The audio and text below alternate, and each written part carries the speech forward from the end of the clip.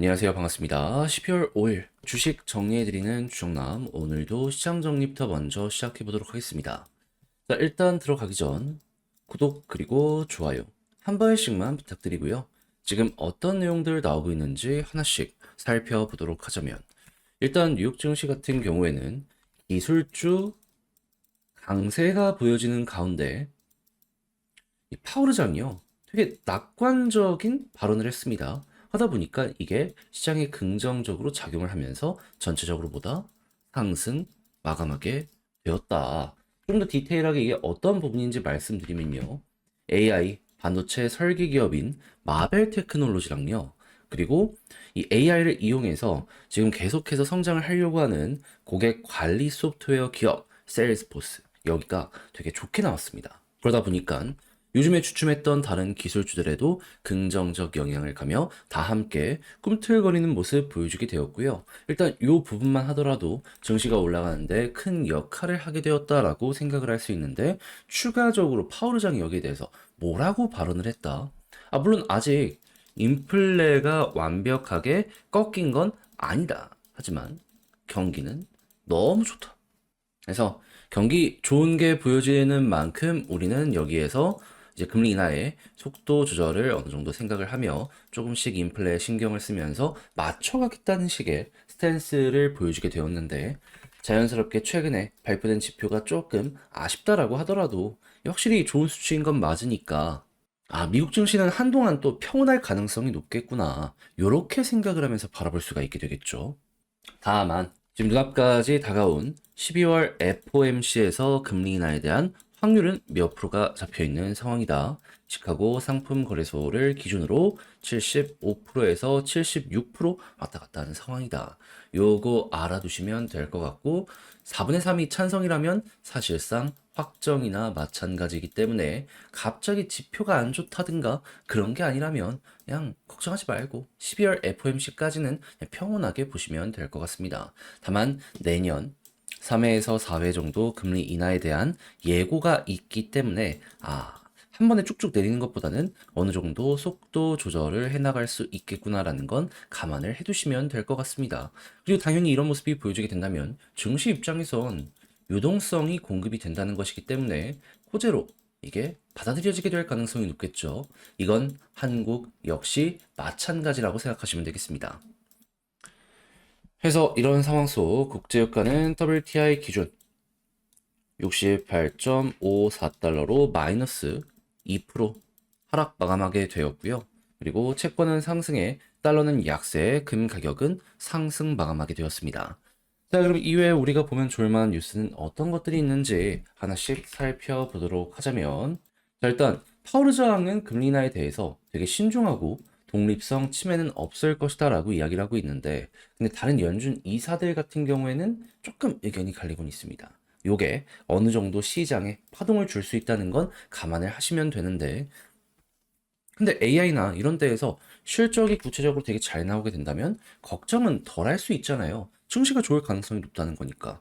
근데 아마존에서 지금 신형 AI 요거 발표했다라는 요 내용 확인할 수 있고요. 그리고 추가적으로 이 아마존에서 AI 쪽으로 굉장히 공을 많이 들이는데 성능이 확실한지 애플마저도 우리 AI 칩 쓴다라고 하면서 어필을 잘해 시장의 수급을 이렇게 끌고 오고 있다. 요걸 확인할 수 있을 것 같습니다. 자, 그러면 자연스럽게 다른 AI 쪽에서도 보다 더 경쟁을 잘하고 성과를 나타내주는 모습이 보여지게 된다면 요것 때문에 또 한번 증시가 여기가 고점인 줄 알았더니 또 가는구나, 요거 노려볼 수 있겠죠.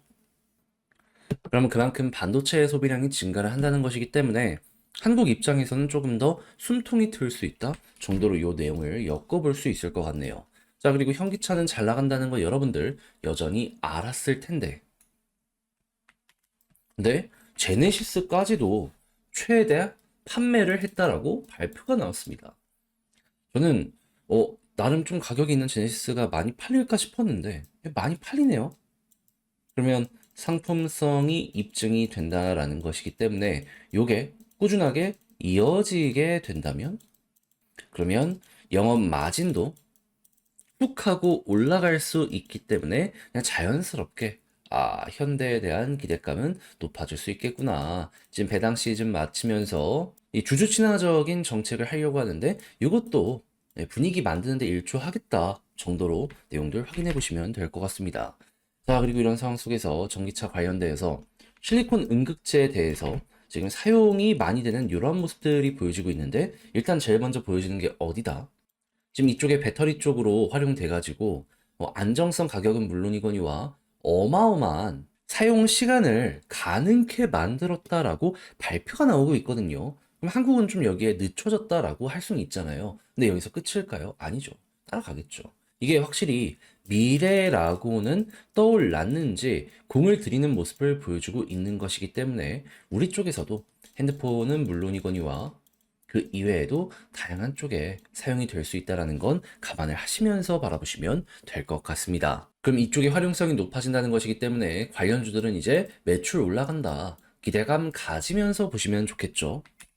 한데 이렇게 올라가는 쪽이 있으면 내려가는 쪽도 생기게 될 수밖에 없습니다. 지금 리튬 공급 과잉 얘기 나오고 있거든요. 그러면 가격이 떨어지게 될 테니까 여기에 공을 많이 들인 포스코부터 시작해서 양극재 업체들의 영업이익률 이거는 좀 괜찮더라도 영업이익 자체는 조금 줄어들 수 있겠구나. 지금도 힘든데 내년도 좋아질 건 없겠네. 전기차 이 판매량 자체가 전체적으로 올라가는 모습이 보여지지 않는다면 요거는 그들에게 부담이 될 수밖에 없기 때문에 조심성을 가지면서 바라보시면 될 것 같습니다. 자, 다만 식품 쪽은 엄청 좋아요. 특히나 요즘에 수급 되게 좋던데 이 식품 쪽은 요즘에 많이 떨어졌다. 근데 수급 괜찮다. 다시 한번 바라보시면 될 것 같고요.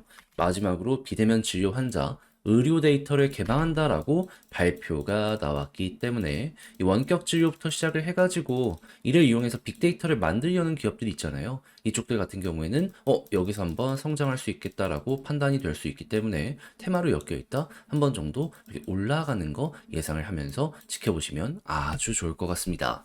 자, 이렇게 해서 오늘 12월 5일 시장 정리 한번 싹 해봤는데 어떻게 여러분들께 도움이 되었을지 모르겠습니다. 잘 보셨으면 좋겠고요. 마지막으로 구독, 좋아요 한번 눌러주시길 부탁드리며 지금 말씀드린 내용은 장 시작하기 전 텔레그램 공부방을 통해서 올려드리고 있거든요. 같이 한번 보고 싶다. 영상 소개란에 있는 링크 클릭하시고 입장을 하시고 확인을 해보시면 될 것 같습니다. 자, 그러면 개별 종목 살펴보도록 할게요. 안녕하세요. 제가 이번에 가지고 온 종목은 두산 에너빌리티를 가지고 왔습니다. 일단 뭐 오늘 반등은 못하고 있어요. 그럼에도 불구하고 바닥은 잡히고 있죠. 이제 어느 정도 숨고르기를 해도 될 것 같은데 지금 나오는 핵심 내용들이 어떻게 되고 있는지 살펴보도록 할 테니까 일단 들어가기 전 구독 그리고 좋아요 한 번씩만 꼭 눌러주시면 감사드리겠습니다. 자, 일단 현재 윤석열 대통령의 계엄 이슈 때문에 결국에 두산이 엄청나게 빠졌단 말이죠. 뭐 그 사람이 잘한 게 많이 없잖아요. 그나마 이제 내세울 수 있는 게 원전인데 근데 이제 억지로 퇴임을 하게 될 것 같은 이 느낌이 들다 보니까 이제 원전 혹시 지원을 못 받는 거 아니냐? 이거 밉보이는 거 아니냐? 라는 평가가 올라오게 될 수밖에 없고 그러다 보니까 이런 식으로 약간 삐끗하고 있다? 라고 생각을 하는 게 지금 맞지 않나 생각이 들긴 하네요. 하지만 그럼에도 불구하고 제가 계속 말씀드리는 부분은 뭐죠? 밉보인다라고 해서 일거리가 끊기지는 않을 거다. 계속 될 거다. 이 미국만 보더라도 알잖아요. 계속 투자하고 있다니까요. 돈 될 것 같으니까, 필요하니까 이어지고 있는 겁니다. 그리고 미국은 제조업적으로 해가지고 능력이 없습니다. 그럼 어디에? 위탁 생산을 맡겨야 되는데 중국에 맡긴다? 러시아에 맡긴다? 안 되죠. 그러면 그 주변국이라고 할 수 있는 유럽 쪽이나 한국 아니면 일본을 선택하게 될 수밖에 없을 텐데 일단 유럽 쪽이면 프랑스거든요. 근데 가격 봤잖아요. 프랑스랑 한국 비교했을 때 어디가 압도적으로 높다? 프랑스가 높다. 한국이 합리적인 가격과 괜찮은 품질? 요거 지금 유지하고 있다니까요. 그럼 이제 일본 아니면 한국인데 근데 일본은 그 원전 사고가 워낙 크게 났었어가지고 투자가 굉장히 오랫동안 이어지지를 못했습니다. 하다 보니까 문제가 뭐다? 능력 있는 직원들이 많이 빠졌다. 한국 역시 마찬가지긴 한데 일본보다 상황이 낫습니다. 그리고 실제로 이걸 위탁 생산해주기 위해서 조 단위 이상 투자가 이미 들어가 있는 상황이잖아요. 이제 넣었으니까 가지고 올 타이밍 왔다. 이걸 생각하면서 볼 수 있게 되는 거죠.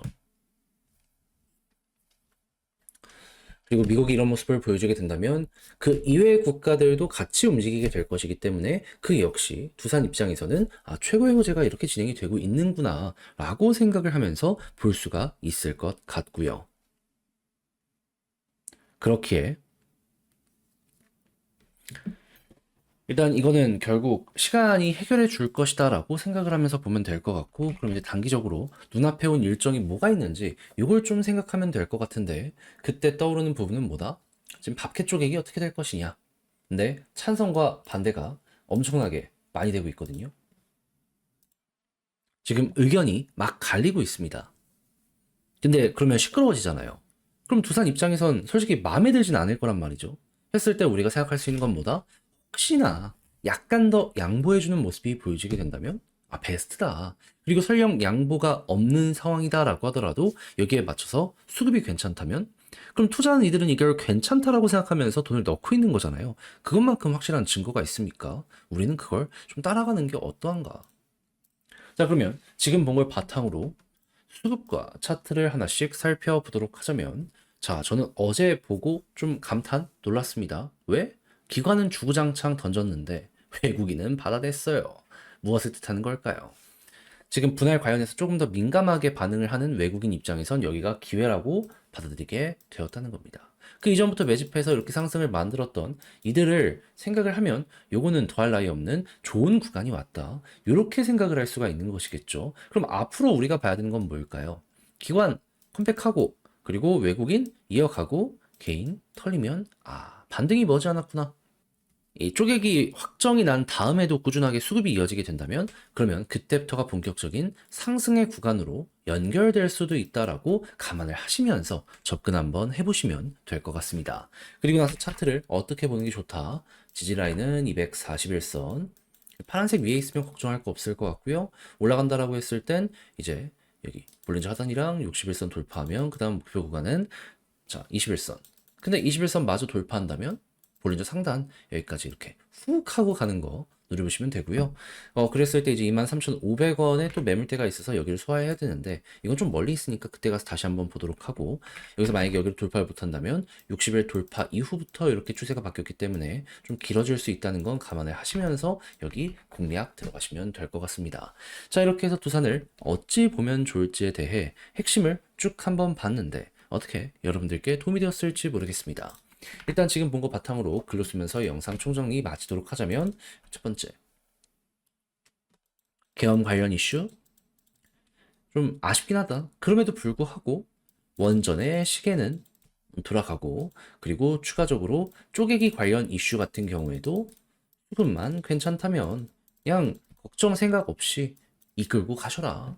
이들이 사는 데는 다 이유가 있을 거 아니에요. 그래서 지금은 기관만 딱 컴백을 한다면 그때가 우리가 가장 기다렸던 순간이 온다. 이렇게 볼 수 있지 않을까 싶네요.